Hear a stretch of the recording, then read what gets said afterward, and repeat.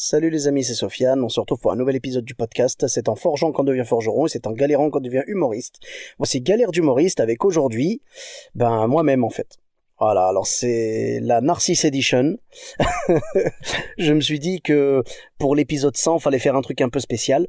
Comme j'avais pas un épisode de dingue à vous proposer et tout ça, je me suis dit que ça pourrait être sympa de faire un épisode où je raconte quelques anecdotes que je n'ai pas encore racontées dans le podcast. Donc voilà, ça va devenir une petite tradition. Et toutes les centaines d'épisodes vont être un épisode où je raconterai quelques anecdotes. Voilà, parce que moi aussi j'en ai pas mal. Vous avez eu l'occasion d'en entendre plein. Voilà, en fait moi le truc que je fais, c'est que quand j'invite quelqu'un, s'il me raconte une anecdote et que ça m'en rappelle une autre, eh ben j'en profite, j'en raconte une aussi, tout simplement. J'en profite pour vous remercier d'écouter le podcast. Vraiment, si c'est pas encore fait, n'hésitez pas à vous abonner et à laisser une critique sur 5 étoiles et un commentaire sur Apple Podcast. Pour le moment, il n'y a pas grand-chose comme commentaire et tout, et j'aimerais vraiment faire augmenter la visibilité du podcast. Donc vraiment, s'il vous plaît, n'hésitez pas, laissez-moi un petit commentaire et une note sur 5 étoiles. Merci pour votre soutien. En fait, pour le moment, j'ai 2 commentaires. Donc vous comprenez pourquoi est-ce que j'aimerais vraiment que vous en laissiez. J'ai 2 commentaires. Bon, les 2 sont à 5 étoiles, donc vraiment merci pour votre soutien. Le premier, c'était il y a très longtemps, c'était Sinan Imre, qui était d'ailleurs l'épisode 66 dans le podcast. Je vous invite à l'écouter, vraiment c'était très très cool. Et donc il a marqué, donc il a donné comme titre, la petite parenthèse qui donne le sourire. J'adore. Entre le rire ultra communicatif de Sofiane et les anecdotes, c'est juste parfait pour rire quelques minutes. Et puis, petit bonus, ça permet de montrer que même les plus talentueux passent aussi par des bonnes grosses galères. Merci, fais-en encore plein. Donc merci encore Sinan, merci d'avoir été dans le podcast, merci pour l'avis que tu as laissé, tu avais été le premier. Alors 2 choses du coup que je voulais dire par rapport à ce commentaire. Le rire ultra communicatif, vraiment j'en suis ravi, c'est avec grand plaisir. Quand je ris, c'est naturel, vraiment je ne me force pas dans le podcast. Quand une anecdote me fait marrer, je me marre. Et j'ai un rire assez sonore, donc désolé pour vos oreilles quand c'est un peu trop fort, mais en tout cas c'est de bon cœur, sachez-le. Et la deuxième chose, c'est qu'il dit c'est parfait pour rire quelques minutes. Alors là en fait en ce moment, vous avez pu le remarquer, je suis sur une série d'invités belges et les épisodes sont plus longs en fait. Et j'ai remarqué que ça vient du fait que à l'époque, j'enregistrais, tu vois, à l'époque, hein, quand on avait encore le droit de jouer des spectacles devant des êtres humains et non pas devant une caméra sur Zoom, j'allais voir les humoristes en fait directement avant ou après la scène et j'enregistrais avec eux avec le micro de mon téléphone, tout simplement. Le problème, c'est que maintenant forcément on est obligé de faire ça à distance, donc je fais ça par Skype.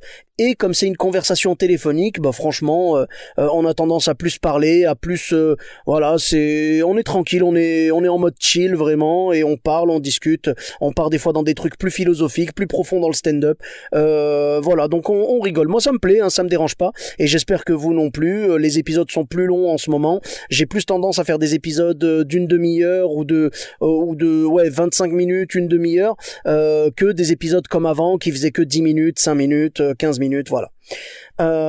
Donc ça c'était le premier commentaire. Le deuxième, c'est Laura, les coulisses du voyage. Je vous invite d'ailleurs à écouter son podcast, il est vraiment super.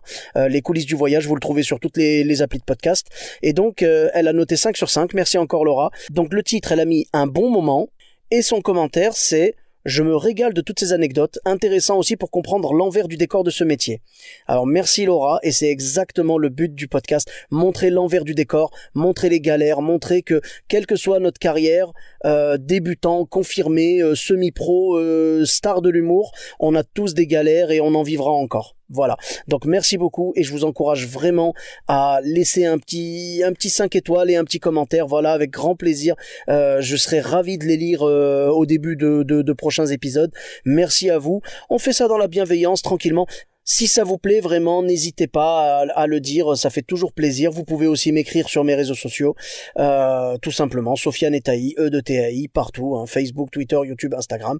Voilà. Maintenant, je vais commencer les anecdotes que je voulais vous raconter. Alors, je vais vous en raconter 3 ou 4.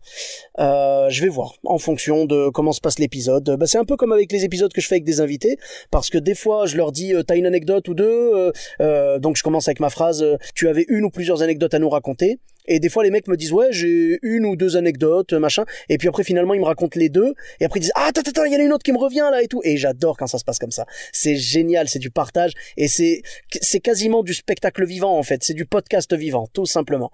Voilà. Alors, ma première anecdote, c'est que j'ai joué dans un coin. Bon, bien évidemment, je me plie à la même règle que j'ai posée pour le podcast pour tous les invités, c'est qu'évidemment, on ne donne pas de nom quand c'est négatif. Donc, voilà, là, alors, c'est pas négatif en soi. C'est-à-dire que le spectacle en lui-même, je l'ai joué dans une ville, c'était génial, j'ai pris un pied pas possible, la salle était pleine, c'était génial. Alors ça vient pas de moi que la salle était pleine, hein. J'ai pas encore la visibilité pour ça, ça vient de l'organisation. C'était un comité des fêtes qui était vraiment génial, super gentil, la salle était archi pleine, c'est eux qui ont fait un excellent boulot de com et du coup les gens sont venus. Moi j'ai passé un super moment, les gens, j'ai l'impression qu'ils ont bien rigolé aussi. D'ailleurs à la fin, quand on a parlé à la fin du spectacle, tout le monde est venu me parler et tout, vraiment en mode super bienveillant, ça m'a fait super plaisir. J'avais eu une très bonne première partie, c'est un ami à moi, voilà, qui a fait la première partie et tout. Et donc voilà, je suis sorti de ce spectacle, vraiment, c'était très très cool, on avait passé un très bon moment, j'étais content. Le lendemain, ou quelques jours plus tard, je vois une publication de ce comité des fêtes qui met une photo de ma première partie et qui dit « Merci », donc à ma première partie, merci pour ce moment ou je sais pas quoi, mais rien de plus. Pas un mot pour moi, pas une photo de moi. Genre après je me suis dit ah bah ils ont fait une publication pour lui, ils vont en faire une pour moi peut-être. Parce qu'à la base c'était mon spectacle. Et ils ont pas mis de photo de moi, ils ont rien mis. Et vraiment, j'avais passé un super moment. Il y avait même des spectateurs qui m'avaient amené des cadeaux. Je les avais vraiment remerciés du fond du cœur. Ça m'était vraiment rentré dans le cœur. Ça m'a vraiment fait plaisir, quoi. Ils avaient été adorables.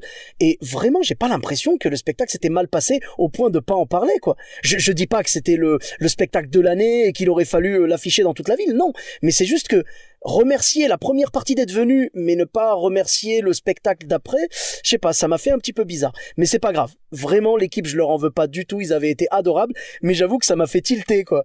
On remercie la première partie, mais bon, ben, pas de photo du spectacle principal, pas de merci, même un merci, tu sais, genre un merci, on va dire, conventionnel et hypocrite, hein, genre, ouais, merci à un tel et merci à Sofiane pour être venu jouer son spectacle. C'est tout, genre juste un truc de convention. Bon, c'est pas grave, franchement, je le prends pas mal, mais ça m'a fait rire. Ça ramène un petit peu sur terre aussi.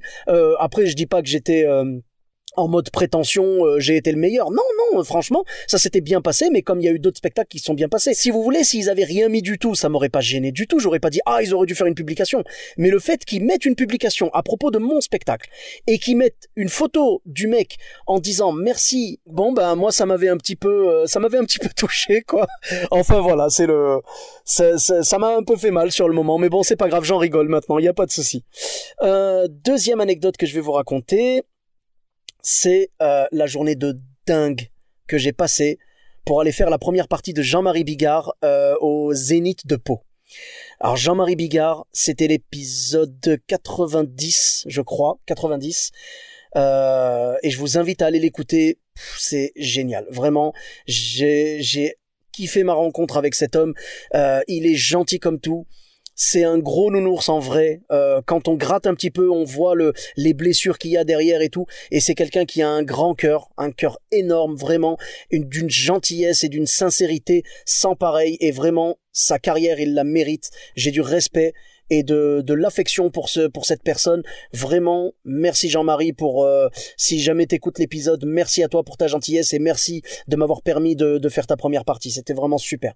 Bon, ce jour-là, je devais y aller après le boulot, parce que donc je suis chauffeur de bus dans le réseau de Bordeaux, voilà, je devais partir après le taf. Je pars et je récupère une amie donc qui était fan aussi de Jean-Marie, et Jean-Marie avait été adorable, il l'avait invité aussi et tout, donc c'était vraiment, je vous dis, c'est un mec en or, et je vous invite, je l'avais déjà dit dans le podcast que j'ai fait avec lui, mais je vous invite à aller lire son livre Rire pour ne pas mourir. C'est un livre vraiment super intéressant, je vous invite à le lire, vous allez comprendre qui est Jean-Marie Bigard, vraiment, son livre m'a marqué, et c'est de là que je l'ai contacté pour aller faire sa première partie.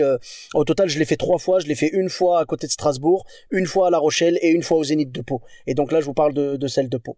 Donc, en gros, je devais récupérer mon ami après le boulot et partir, donc voilà, prendre la route de Pau pour aller faire la première partie. J'avais le temps, hein. Normalement, je terminais à 13h, je crois, ou 14h, je devais terminer à 14h. Et après, prendre la route pour aller jouer le soir à 20h, quoi. Donc, j'avais du temps. Le problème, c'est que je suis parti donc du boulot en retard parce que la CGT avait fait une manif ce jour-là. Alors, je ne suis pas du tout syndiqué ou quoi, mais ce jour-là, j'ai voué une haine sans précédent à la CGT. Je suis désolé les gars, je vous aime bien, vous êtes gentils, vous défendez les droits et tout, mais ce jour-là, vous m'avez mis en galère. À cause de vous, j'ai passé 1 heure de plus dans mon boulot, je suis arrivé en retard donc pour débaucher, j'ai récupéré mon ami en retard, je suis parti prendre la route de Pau en retard. Bon, c'est pas le seul truc qui a déconné, hein, donc c'est pas grave, la CGT je leur ai pardonné depuis. Arrivé à aller, il me restait, donc on s'arrête pour acheter un gâteau et tout, on s'arrête pour acheter un gâteau pour remercier Jean-Marie de sa gentillesse, c'était pour Jean-Marie et son équipe quoi. Voilà, j'en profite pour les saluer aussi, ils sont très très sympas. Je repars et à un moment je vois que le gâteau il est pas très très stable sur la plage arrière, j'ai un peu peur qu'il se casse la gueule et que du coup il soit raté quoi, complètement gâché, donc je décide de m'arrêter pour le mettre sur la banquette arrière histoire qu'il bouge moins. Je m'arrête, je le mets sur la banquette arrière et là je vais pour repartir et j'ai un témoin rouge qui s'allume sur le tableau de bord de ma voiture, j'ai les freins, témoin de frein. J'essaye de regarder sur internet si j'arrive à trouver quelques petites astuces et tout, parce que des fois c'est juste des faux contacts ou quoi, donc je tente ma chance, il y en a qui disent ouais il faut débrancher la batterie et tout machin, et moi j'ai même pas les outils pour ça, donc heureusement je m'étais arrêté juste à côté d'une boîte, d'une espèce d'entreprise, je sais plus ce qu'ils fabriquaient, j'ai demandé à un mec en panique s'il vous plaît, je suis vraiment désolé de vous déranger et tout, j'ai besoin d'un outil genre d'une clé à molette pour pouvoir enlever les cosses de la batterie et réinitialiser la voiture, peut-être que c'est juste ça. Et le mec il me fait oui pas de problème, donc il m'a gentiment donné une clé à molette, je le salue si jamais il nous écoute. J'ai ouvert le truc, j'ai débranché pendant je sais plus, il disait 1 minute, donc bon j'ai débranché pendant 2 ou 3 minutes, je sais plus. Je rebranche et toujours le même problème. Je lui ai dit ouais je suis vraiment en galère et tout, je dois être à Pau dans je sais plus, il me restait 1 heure pour arriver et il me restait et enfin voilà, il me restait quand même pas mal de bornes quoi. Et je speed, je préviens l'équipe que je vais arriver en retard et tout. J'arrive à Pau. Donc le problème était toujours pas réglé hein, évidemment, mais je suis parti avec la bagnole qui bipait. C'est-à-dire ça bipait en permanence. C'était dangereux et tout. En fait, les freins fonctionnaient, mais je crois qu'il y avait une mauvaise information qui remontait ou j'en sais rien. Donc, j'ai pris le risque, malheureusement. J'ai roulé quand même la voiture, j'ai vu qu'elle freinait, qu'elle fonctionnait normalement, à part le bruit, il y avait vraiment pas de différence. Je suis arrivé au Zénith, je vais voir Jean-Marie et tout, je présente mes excuses. J'ai prévenu l'équipe que j'allais arriver en retard. Je présente mes excuses en arrivant, je leur donne le gâteau. Jean-Marie, il gueule un peu contre moi, il me fait « Mais on s'en tape de ton gâteau ! Mais il fallait arriver à l'heure !» Et je lui dis « Je suis désolé !» Oh là là, je savais plus où me mettre. Je dis ouais, j'ai débauché en retard, c'est à cause de la CGT et tout. Donc vraiment le mec qui trouve des excuses à 2 balles quoi. Le pire c'est que c'était vrai, c'était totalement vrai. Je lui dis regarde, j'ai encore les mains pleines de cambouis, j'avais du cambouis sur les mains et tout. Mais bon, c'était marrant. Après je comprends, sa réaction elle est normale. Le spectacle il avait lieu à 20h, j'ai dû arriver à 19h40. Donc il m'a dit ça y est, c'est trop tard maintenant, on peut plus faire les balances, le public est déjà là, ça y est. Je dis non mais c'est pas grave, j'assume, c'est pas grave, je ferai pas les balances, je prendrai le micro directement et j'irai sur scène. J'étais dégoûté, je lui dis vraiment, je te présente toutes mes excuses. Je joue, ça s'est super bien passé, franchement les gens ils ont été super chaleureux et s'il y en a qui écoutent le podcast, je les salue vraiment, merci, votre accueil a été super, j'ai pris du plaisir comme pas possible, c'était mon premier Zénith, je prie Dieu que ce soit pas le dernier et donc c'était vraiment génial, ça m'a donné qu'une seule envie, c'est de refaire ça quoi, voilà, pas d'avoir la panne et de me faire mettre en galère par la CGT, hein. Non, je parle du Zénith hein, évidemment. C'est vraiment génial, t'as une marée humaine devant toi et tu balances tes vannes et tu vois ça. Oh, c'est vraiment, l'effet il est multiplié par 1000 quoi, par rapport à une petite salle.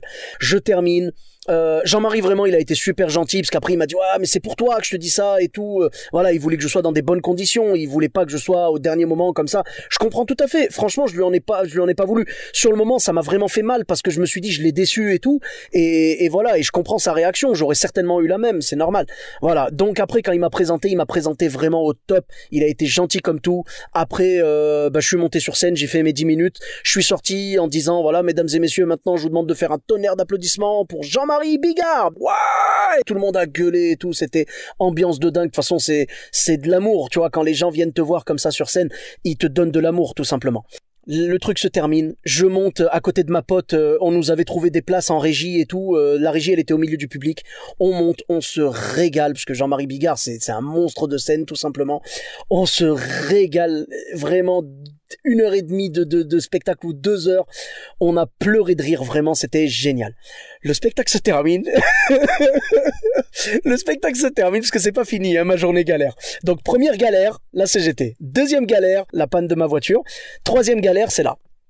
Le spectacle se termine, tout le monde part et tout, je vois les rangs se vider, et il y a un mec qui laisse le rang passer. En fait, il attendait derrière le flux de personnes qui rentraient, parce que il y avait je sais plus combien de personnes, mais c'était un zénith, hein, donc vraiment beaucoup de monde, et ça passait comme ça, c'était une marée humaine qui remontait les escaliers. Lui, il attendait de l'autre côté, c'est-à-dire il a pas rejoint la marée humaine, j'ai compris qu'il voulait me parler.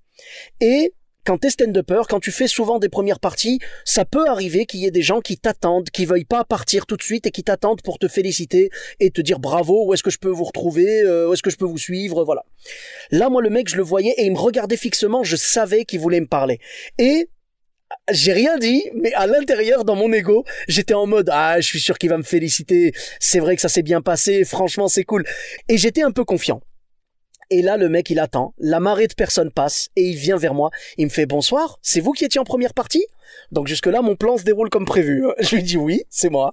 Et je m'attendais à recevoir un petit compliment, un petit voilà, c'est cool, bravo, vraiment bravo, j'ai adoré, machin. Et en fait, le mec, le mec me dit, donc c'est vous qui étiez en première partie? Je lui dis oui. Et il me dit ah, parce que en fait j'ai vu que Jean-Marie Bigard avait des t-shirts qui vendait, donc Jean-Marie a fait des t-shirts qu'il propose sur son site internet, et il me dit ouais, est-ce que vous pourriez aller voir si vous pouvez m'en choper un en XL s'il vous plaît? Donc le mec il m'a pris pour un employé de chez Zara, tu vois. Il voulait que j'aille voir Jean-Marie Bigard pour lui demander est-ce que t'as des t-shirts sur place, est-ce que t'as des t-shirts ici ou c'est uniquement sur le site. Là mon ego il a saigné du nez et saigné de l'abdomen aussi. Ça m'a fait mal, très très mal. C'est ça le métier d'humoriste, ça te remet à chaque fois les pieds sur terre. Là vraiment j'étais dégoûté. Enfin, j'étais en fait honteux. Je me suis dit oh là là, c'était seulement ça, mais c'est pas grave. J'ai dit ok, quelle taille? Vous m'avez dit XL. Ok, je vais voir Jean-Marie et tout, j'attends.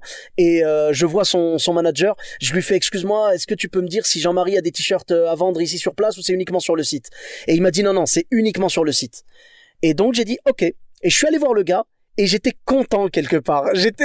C'est l'ego qui parle, je suis désolé, mais j'étais content de lui dire, eh ben non! Non, c'est que sur le site!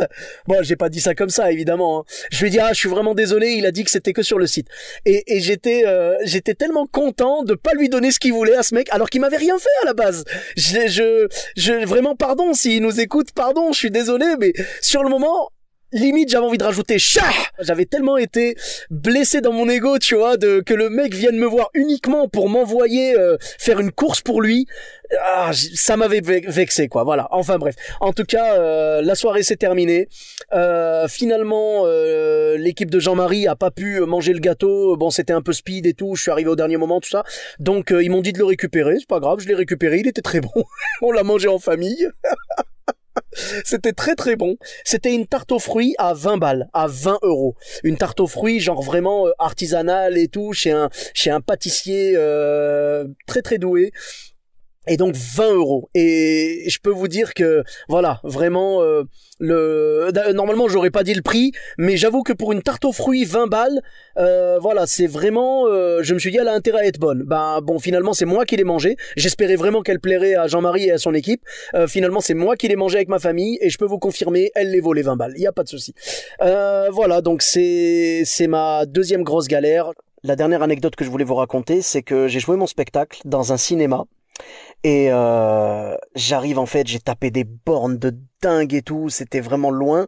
Enfin bref, j'arrive là-bas et c'était à Gap en fait. C'était pendant ma tournée, j'avais fait une date par département. Donc là, c'était la date des Hautes-Alpes, le 05, et je suis parti donc jouer là-bas. Et mon spectacle était programmé dans un cinéma. Je remercie encore le proprio du cinéma, il avait été très très gentil d'accueillir le spectacle. J'arrive, je suis crevé, j'ai eu des galères. Ben, en fait, je suis arrivé au train le matin, je devais prendre le train. pour aller jusqu'à Marseille. Arrivé à Marseille, il fallait que j'aille à l'aéroport de Marseille pour récupérer une voiture de location. Et la voiture de location, je devais la prendre pour aller à Gap. J'arrive le matin pour mon train qui partait à Marseille. Je crois que le train partait à 8h20. Du coup, je prends le tram et tout. J'arrive jusqu'à la gare Saint-Jean à Bordeaux. Je regarde le train, c'est marqué retard 10 minutes. Et il y a un petit message, le fameux pa pa para. Et ça fait, mesdames et messieurs, nous vous informons que le train, blablabla, partira en retard en raison d'un problème de démarrage, je sais pas quoi. Enfin, en gros, ils pouvaient pas le mettre en route, entre guillemets. Bon, ok, on attend. Après, je vois le retard, au lieu de 10 minutes, il passe à 5 minutes. Et je dis, yes, bonne nouvelle. Parce qu'en fait, je guettais le panneau qui changeait tout le temps et tout. Et je me dis, yes, bonne nouvelle. Ça veut dire que finalement, on va peut-être partir même à l'heure. À la limite, les 5 minutes, ça va, c'est rien de grave, quoi. C'est gérable quand même. Bon, c'est pas grave. Et là, nouvelle annonce. Ça nous annonce que finalement le train partira 20 minutes après le départ normal. Donc bon, on est passé on est passé de 10 à 5. Après, je crois que c'est remonté de 5 à 10. Après de 10 à 20. Après de 20 à 40. Et là, je me disais, ça me fait partir à 9h, c'est encore gérable. Je dis ok. Et là, à 5 minutes du départ, soi-disant en retard et tout, eh ben, on nous annonce supprimé. Tu vois, c'est passé à supprimer. Le train, il apparaissait même plus. Ça y est, c'était marqué supprimé et hop, ils allaient le faire sauter. Je suis parti en panique jusqu'au guichet et tout. J'ai dit, s'il vous plaît, je dois être à Marseille tout à l'heure et tout. Qu'est-ce que vous avez? Et elle me dit, bah, il y en a un qui part. Ah, bah non, il part là. Donc non, c'est trop tard. Elle me dit, vous allez monter à Paris et redescendre. Genre, je devais monter jusqu'à Paris et redescendre après. Genre TGV jusqu'à Paris et TGV après Paris-Marseille. Ça faisait un peu beaucoup quand même. Elle me dit, sinon, si vous voulez, il y a un autre intercité dans genre 40 minutes ou 1 heure. Et il vous fait arriver à Marseille, genre je sais plus, à 15h ou à 16h, un truc comme ça. Moi, le soir, je devais jouer à 20h30, je crois, à Gap. Je me rappelle plus exactement de l'horaire, mais c'était 20h ou 20h30. Je crois que c'était 20h30. Je dis, ok, bon, bah, il n'y a pas d'autre solution, je prends ça. Je vais dans l'intercité. Je demande au contrôleur, s'il vous plaît, vous qui le prenez tous les jours, est-ce qu'il arrive bien à l'heure et tout? Il me dit, oui, oui, oui, il arrive à peu près à l'heure. Il me dit, bon, je peux pas prévoir, évidemment, mais bon, en temps normal, il arrive à l'heure. J'appelle le truc de location, j'étais en panique parce qu'en fait, j'avais donné l'heure à laquelle je devais arriver selon le premier train. Sauf que là, comme j'étais en retard, j'avais 1 heure pour récupérer la voiture et si l'heure était passée, la voiture me filait entre les doigts. Je flippe, je les appelle et tout, et la fille, elle a été super gentille. D'ailleurs, si jamais elle nous écoute, je la salue aussi. Voilà, je vais saluer tout le monde, de toute façon. C'est pas grave, je salue tout le monde. C'est d'ailleurs pour ça, le bis à tous, même à toi là-bas. Je salue tout le monde, bis à tous, même à toi là-bas, même à tout le monde, voilà. Donc elle a été adorable. Elle m'a dit, vous inquiétez pas monsieur, j'ai peut-être une technique. Ce qu'elle a fait, et c'est vraiment génial de sa part, elle a laissé ouverte la page en fait sur laquelle il y avait ma réservation. C'est-à-dire l'onglet de ma réservation, elle l'a laissé ouvert. Comme ça allait pas remettre à zéro entre guillemets. Elle l'a bloqué. Et elle m'a dit, faut juste que vous arriviez avant, je sais plus, 17h30 ou un truc comme ça. Je suis arrivé en panique à 17h25 ou un truc dans le genre. J'étais en sueur quand je suis arrivé, j'ai flippé, j'ai quand même récupéré la bagnole et tout. Elle a été tellement gentille quand j'ai ramené la voiture après. Quand j'ai ramené la voiture après, je lui avais acheté un petit parfum pour la remercier parce qu'elle avait été vraiment super gentille et tout. Je prends la bagnole, je préviens mes covoitureurs parce que bien évidemment je pars en retard à cause de tout ce bazar. Merci la SNCF. Je pars en speed, j'arrive, je récupère des gens à Aix-en-Provence. Après on va à Gap. Finalement on arrive et tout le soir du rallye Monte-Carlo. Donc dans toute la ville il y a plein de trucs barrés et tout machin. Et moi je vais pour traverser la rue, donc j'ai garé la voiture. Je vais pour traverser la rue et là il y a des voitures du rallye Monte-Carlo qui passent. Aucune sécurité, tu sais, ils sont passés comme des bombes. Bon ben après c'est normal, hein, mais moi franchement je flippais un peu. Bon c'est pas grave. J'arrive devant le cinéma, je me dis c'est bon, la souffrance est finie. Et là j'arrive et je vois toute une foule qui attend et je dis yes, super, la com elle a été super, c'est cool, tout le monde vient voir le spectacle. Et après, je vais voir le mec du ciné, je le remercie de son accueil et tout. Et je lui dis, c'est cool, j'ai vu qu'il y avait beaucoup de monde. Il me dit, bah non, en fait, pour ton spectacle, il y a 3 personnes. Et... Et je dis, ah bon? Je dis, mais c'est quoi tout ce monde alors? Et il me dit, non, ils sont venus voir Dragon Ball Z Broly. Parce que le film Broly venait de sortir ce soir-là, il était en avant-première en fait. Et du coup, j'ai fait, non! Et ça fait que pendant tout mon spectacle, les 3 spectateurs étaient super gentils. Je les salue également, vous vous en doutez. Vraiment, ils étaient super gentils. Et pendant mon spectacle, j'entendais, ah! Kamehameha! J'entendais ça dans la salle à côté. Parce qu'on va pas se mentir, Sangoku faisait beaucoup plus de bruit que mes vannes. Voilà. En tout cas, c'était une belle galère, mais c'était marrant à vivre. Et donc voilà. Ben, je vous remercie d'avoir écouté l'épisode. Vous me retrouvez comme d'habitude sur tous les réseaux sociaux. Sofiane et Taï, E de TAI, sur Facebook, Twitter, YouTube, Instagram et TikTok. Là, je vous remercie vraiment pour votre soutien dans ce podcast et je suis ravi vraiment que ça vous plaise. J'ai de très très bons retours, pas sur Apple Podcast, voilà, vous avez vu, il y en a que deux, mais en DM ou en direct, voilà, il y a beaucoup de gens qui me font des retours là-dessus et je suis vraiment ravi. Je fais ce podcast avec le cœur et je suis ravi que ça vous plaise et on continuera. Il y a encore des dizaines et des dizaines d'épisodes et dans ceux que j'ai prévus que j'aimerais faire, il y en a même des centaines. J'ai répertorié des centaines de personnes que j'aimerais avoir dans le podcast. Donc, Inch'Allah, comme on dit, voilà, au fur et à mesure des années, on verra. J'espère atteindre mon objectif de terminer cette liste. Voilà, de faire tous les invités que j'avais notés. Voilà, prenez soin de vous et puis à très bientôt les amis.